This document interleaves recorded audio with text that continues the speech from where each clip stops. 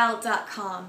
I absolutely love grocery shopping. Honestly, it gets me really excited, especially when I get to go to a new place. But even if I get to go to Whole Foods or Rainbow Grocery in San Francisco, which is by far the best grocery store I've ever been to, those are still exciting because there are always new products there. And people think that the vegan diet is limited, or the gluten-free diet, or the raw diet, or the organic diet. All of those, whatever combinations you have might be limited, but there are new products coming out all the time, as you may have gathered from my Expo West videos, which you can check out here.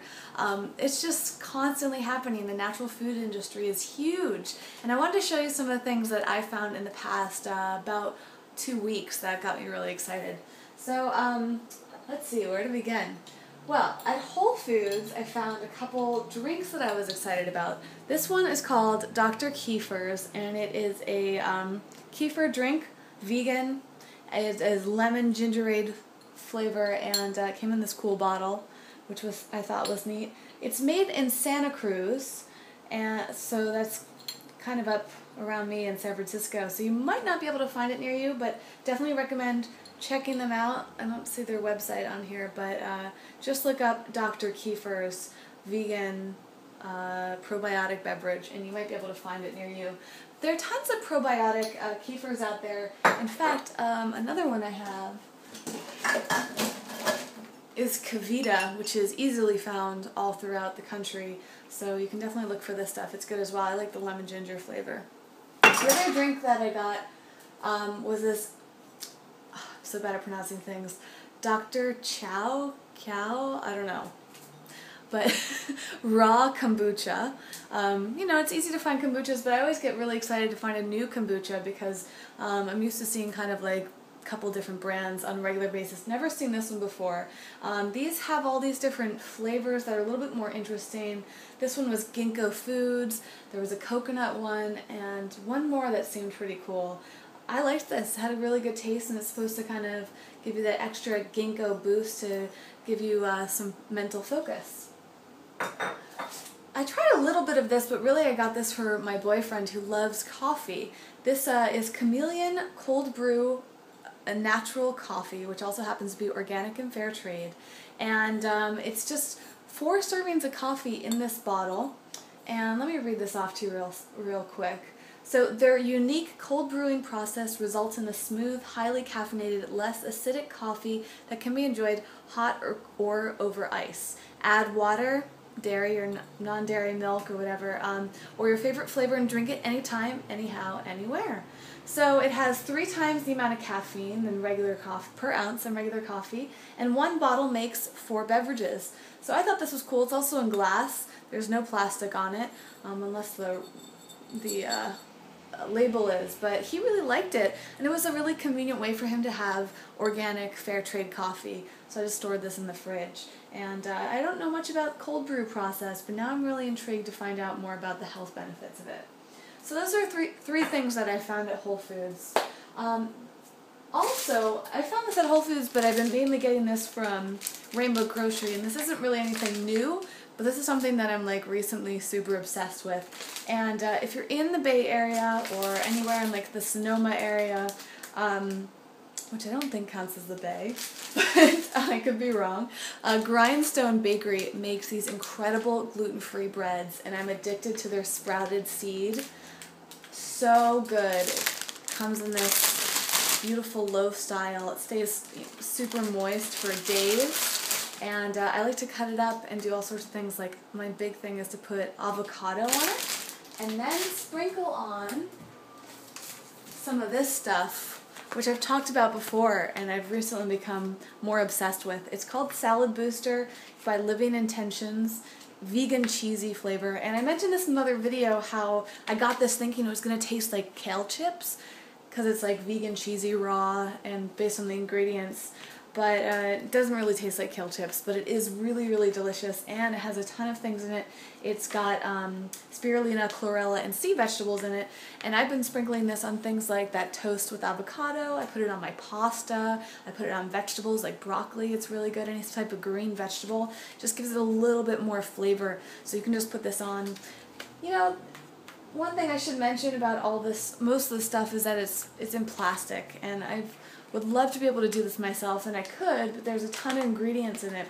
So what I have been doing is refilling this with the ingredients that I have on hand. So it has things like pumpkin seeds, sunflower seeds, sesame seeds, chia seeds, spirulina, salt, nutritional yeast, chlorella, dulse, kelp. There's a ton of stuff in here. But I'll just kind of make my own mixtures to get something close to this. Although I have to admit, I really like this flavor. So I could stock up bigger containers, either getting them in bulk or getting them in glass jars so I could avoid the plastic.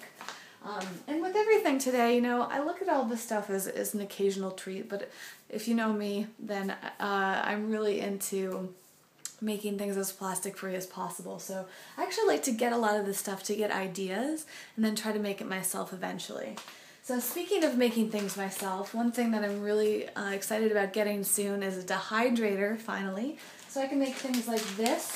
These are some new raw snacks that I found at this place called Other Avenues, which is in the Sunset District of San Francisco.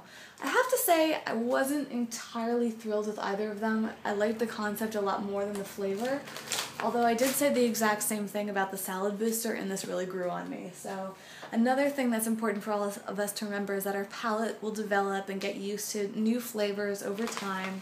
So this is called Bracker's Tostada, and this is pretty good, actually. It's a seed-based alternative to crackers, bread, and snack bars. And it's got a lot of good nutritious stuff in it, made in a dehydrator. So that was tasty. This is an alternative to breadsticks, and it's completely raw, garlic flavor, and it's really hard from, I guess it's not so bad. This is pretty good in hummus, but again, I'm trying to get used to that flavoring. Even though they're very similar, sometimes it's all about the amount of each ingredient that they use. So anyways, I love to share this stuff with you.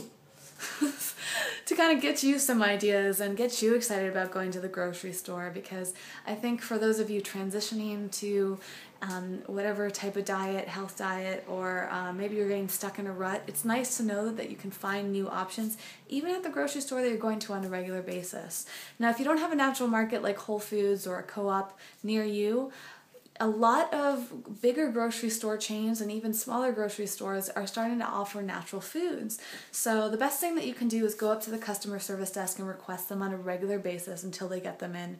And usually most grocery stores will try.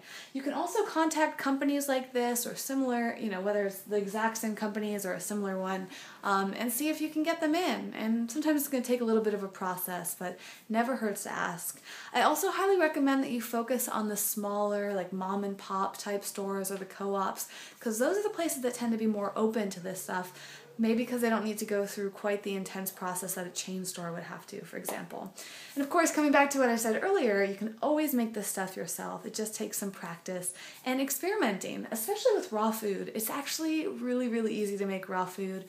You know, it's like having like 20 staples in your kitchen, different types of nuts and seeds and various vegetables and stuff, and then combining them, you know, looking at the packaging, finding recipes online. All of us can make this easily. We might just have to invest in some equipment like I'm about to do with my dehydrator.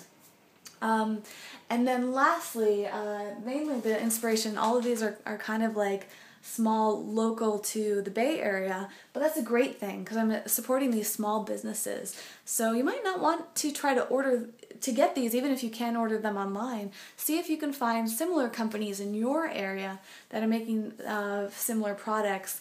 That way you can support them. So, anyways, oh, I almost forgot. Wow, how did I forget this?